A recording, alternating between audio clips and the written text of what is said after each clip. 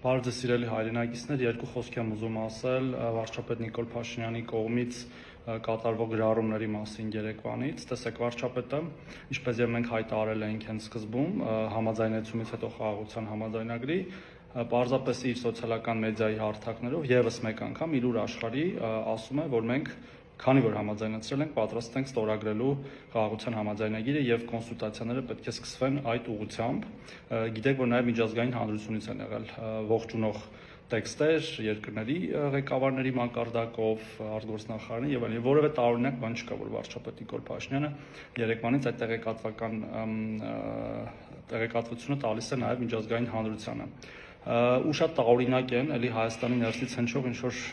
մեկնաբանություններ, միակողմանի ենք ստորագրելու ինչ-որ աբսուրդի ժանրից, կամ ինչ-որ բան է սպասվում, դրա համար է վարչապետը այդ գրառումները անում, որևէ բան,